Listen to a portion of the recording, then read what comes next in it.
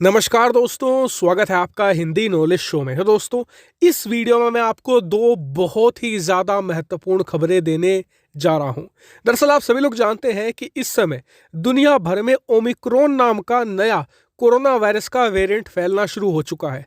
बल्कि अभी मैं जब ये वीडियो बना रहा था ना, अभी 5 मिनट पहले खबर आई है कि स्कॉटलैंड में भी 5 मरीजों के अंदर कोरोना का ये नया ओमिक्रॉन वेरिएंट पाया गया है। और आपको बता दूं कि यूरोप के तो बाकी देशों में ये और तेजी से फैल रहा है, जैसे कि इटली, बेल्जियम, ब्रिटेन, इजराइल के अंदर भी इसके कुछ मरीज मिले हैं। इतना ही नहीं, बिल्कुल अभी अभी WHO ने यह भी डिक्लेयर किया है कि जो ये ओमिक्रॉन वेरिएंट है ये बहुत ही हाई रिस्क कैटेगरी में आ रहा है और पूरी दुनिया को अब इकट्ठा आ जाना चाहिए इसके खिलाफ लड़ने के लिए। और इस वेरिएंट की सबसे घातक बात पता है क्या है?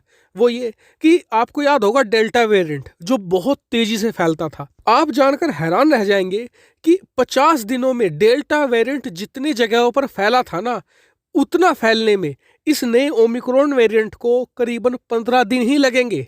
जी हाँ, ये रफ्तार है इसकी, यानी कि फैलने की दर बहुत ही ज़्यादा घातक है और बहुत सारी वैक्सीनों को ये बाईपास भी कर सकता है। बल्कि अमेरिका में तो तैयारी ये भी चल रही है कि अपने नागरिकों को अमेरिका अब बूस्टर डोज भी देगा, यानी कि तीसरी डोज लगानी शुरू करेगा जल्द ही। लेकिन मुसीबत सिर्फ कोरोना नहीं है, मुसीबत है अर्थव्यवस्था।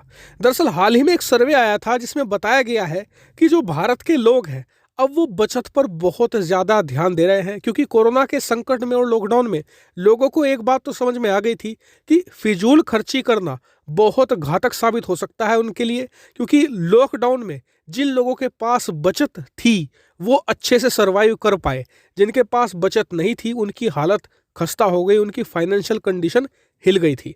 ऐसे में जब ये ओमिक्रॉन वायरस की खबर ही आई है तो बहुत से लोगों ने अभी से अपने खर्चों पर लगाम लगा दी है। मैं अभी एग्जांपल देता हूँ, मेरी पड़ोस में एक अंकल है, वो एक नई कार लेने वाले थे, लेकिन जैसे ही उन्होंने परसों अखबार में खबर पड़ी कि जी ओमिक्रॉन का खतरा है, लॉकडाउन लौट सकता है, तो उन्होंने उस कार की बुकिंग कैंसिल करवा दी। उन्होंने कहा कि भाई पता नहीं लॉकडाउन लग जाए तो हमारे पास बचत के तौर पर कुछ होना चाहिए, कार तो हम 2 साल 2.5 साल बाद भी ले लेंगे। तो ऐसे में बहुत से लोगों की मेंटालिटी चेंज हुई है। और आप सभी जानते हैं कि खरीदारी नहीं होगी तो कंपनियों की सेलिंग भी नहीं होगी, जिससे कि उन्हें घाटा होगा और इससे इकोनॉमी भी डाउन जाएगी और लोगों को नौकरी से भी निकाला जाएगा। क्योंकि जब कंपनियां कुछ बेचेंगी नहीं तो फिर वो नौकरी पर भारी भरकम संख्या में लोगों को क्यों रखेगी, ये बात आप भी समझ सकते हैं। तो ऐसे में सरकार के सामने दोहरी चुनौती है।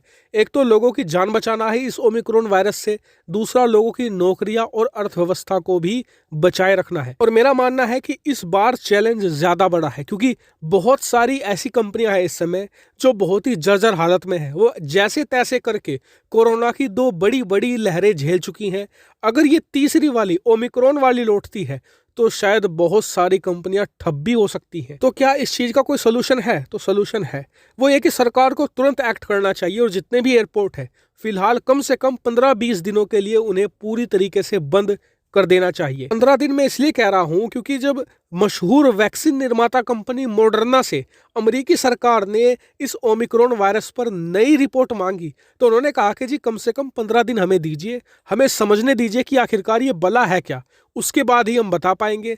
और 15 दिन बाद ही एक्चुअल में पता चलेगा कि ये कितना ज्यादा घातक है, कैसे हमें इसकी काट करनी है। मेरे हिसाब से सरकार को 15 दिन के लिए कम से कम पूरे एयरपोर्ट को बंद करना चाहिए और उसके बाद देखें कि क्या सिचुएशन बनती है। क्योंकि एक बार भारत में एंटर हो गया ना तो बहुत तेजी से फैलेगा, क्योंकि लोगों ने मास्क उतार कर अलमारियों में रख दिए हैं। हालांकि इस पूरी सिचुएशन पर आपका क्या मानना है कमेंट करके जरूर बताएगा। साथ ही वीडियो को शेयर कीजिएगा और चैनल को सब्सक्राइब अभी तक भी नहीं किया है तो प्लीज कर लेना। फिलहाल वीडियो में इतना ही।